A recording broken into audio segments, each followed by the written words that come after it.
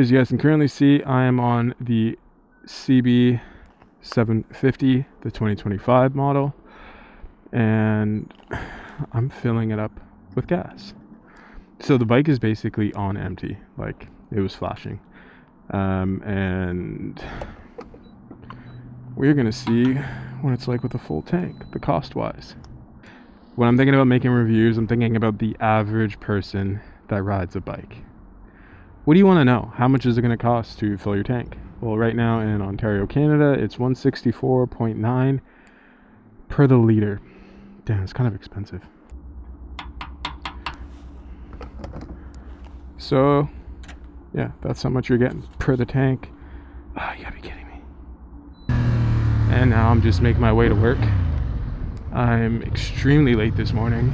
If you saw my kind of Instagram intro, you know that I grabbed a bike recently and I only rode it home, and then when I was up doing like a Halliburton Magatanawa ride, I'll put the name somewhere on the screen.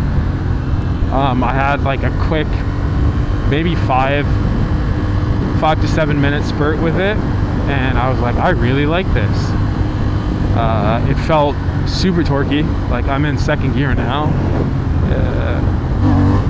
and the front wheel will come up, which I think is beautiful,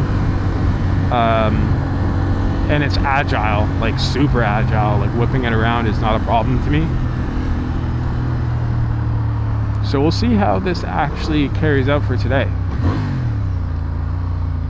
Now we're going to talk first impressions with this bike.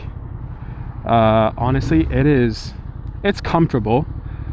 I guess because it's a 750, the ride height is a little bit smaller for myself, which isn't bad. My knees, when my feet touch the ground and my knees are still bent. Ergonomics, nice. It's very upright. For me, it takes a little bit of getting used to because I'm always used to like the kind of hunch over position.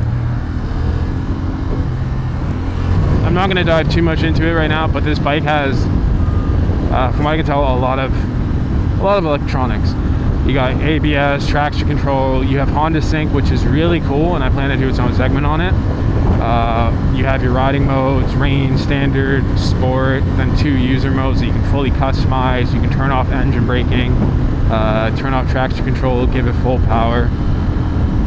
Has navigation built into the Honda Sync, music, text, call, you name it. Interface is customizable. It's not a huge interface, but it is customizable. And when I compare it to my CBR 650, I think I had the 22 or 21 model, this TFT is light years ahead,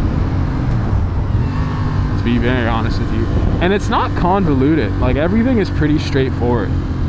Like over here you have your indicator, this is your dial to control your menu right here.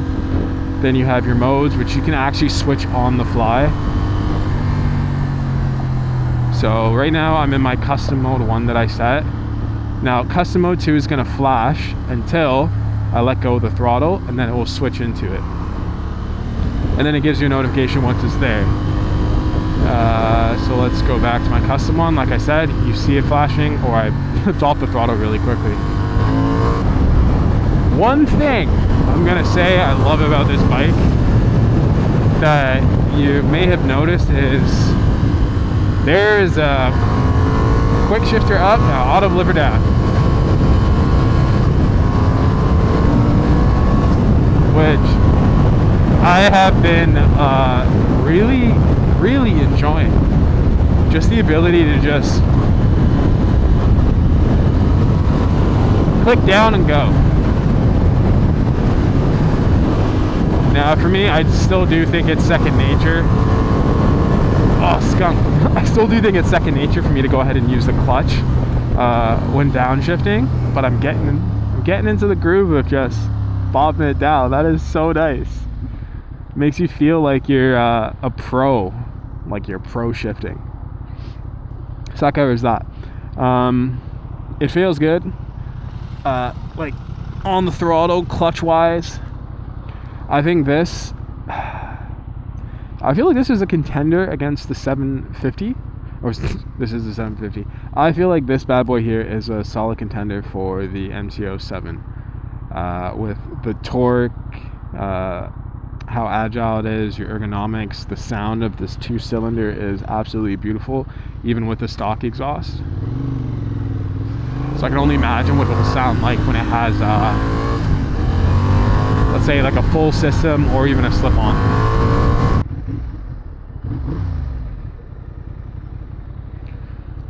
Like, okay, when we're talking sound, so when I think of sound for like a 2-cylinder, I think of the Ninja 650.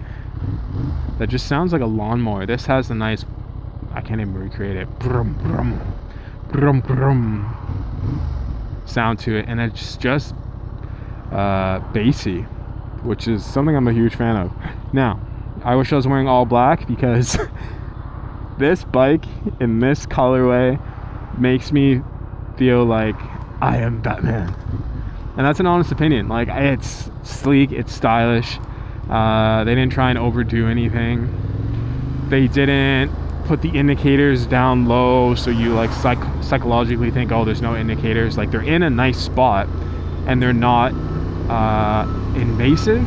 No, they're not imposing, they're not too much. They're just like, they feel like they're the right size. Where if I own this bike personally, I don't think I would adjust those. At the front, it's just a single headlight. I like the single headlight. You know, keep it sleek. I know other brands, for some naked bikes, BMW specifically, Triumph, they have like the dual, but the single looks great. Yeah, everything else, nice open engine. There is one gripe, but I have to show you guys once I'm not riding, that I haven't been a fan of yet, and it could just be the fact that I have a backpack on. But it's the rear passenger pavilion, seat, cowl, whatever the fuck you want to call it. That is the only thing that's been irritating my spirit.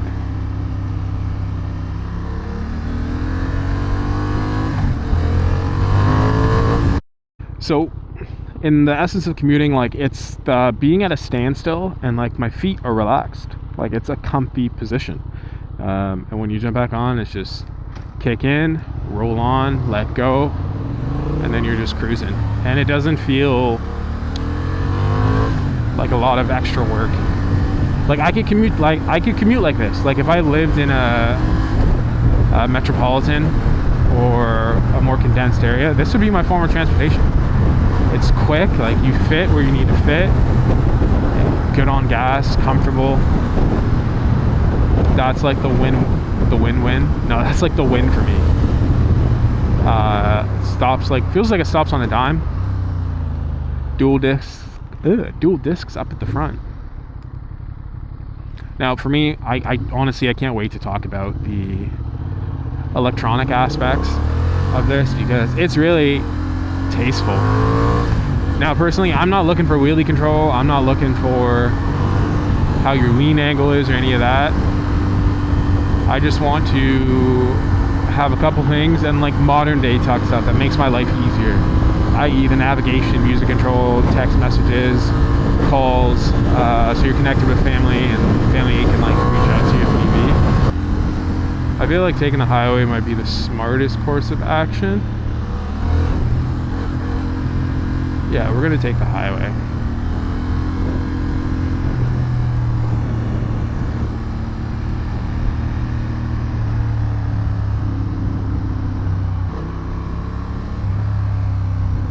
I wish there wasn't so many cars. I want it to be like sideways. This thing dips in really quick.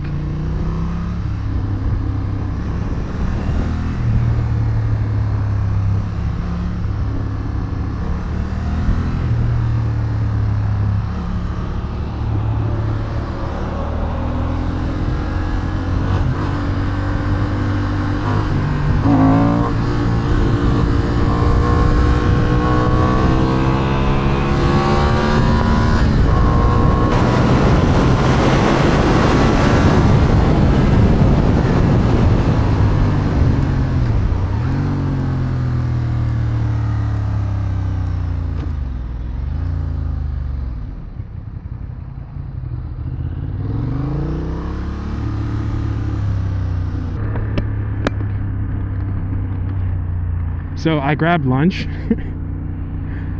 And what now makes this bike perfect is the quick shifter and auto blipper. I just have to focus on holding it, making sure it stays there. And if I need to gear down, I just fucking step down.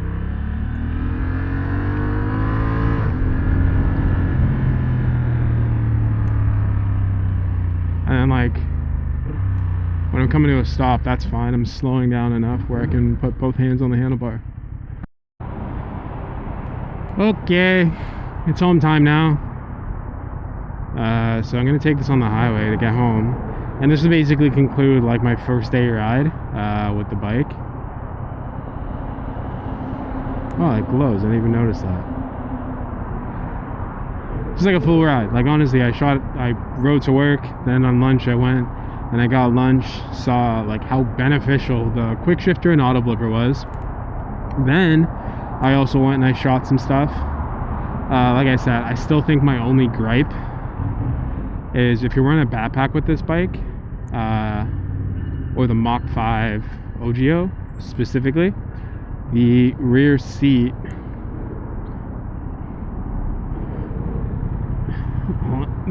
right here just fucking clips on the back of the bag and it feels weird.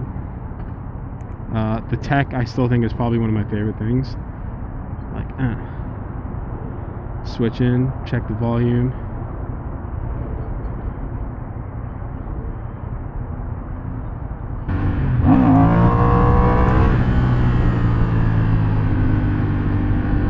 But yeah, no, I've truthfully fallen in love with this, the nimble aspect. Now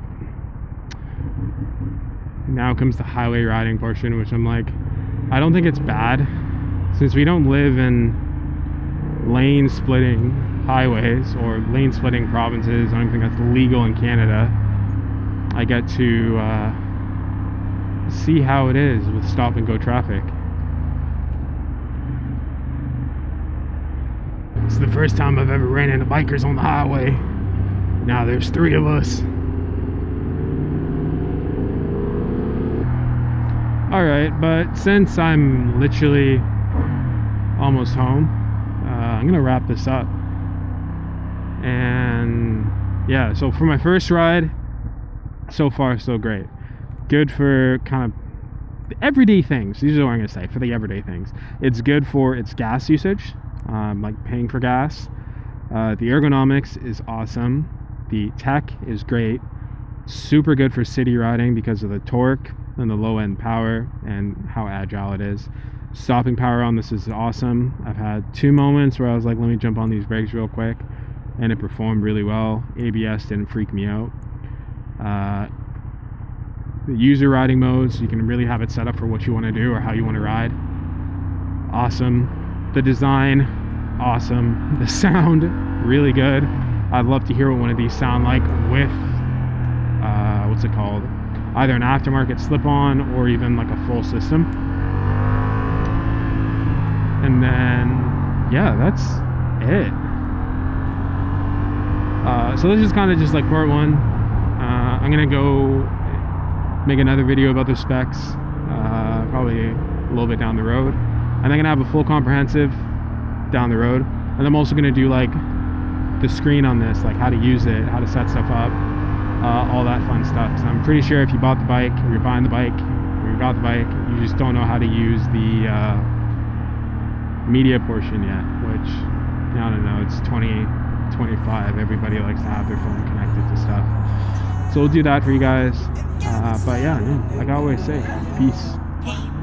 How can I help you? Can't be self, run it up, point after no help, run it up, did it up myself.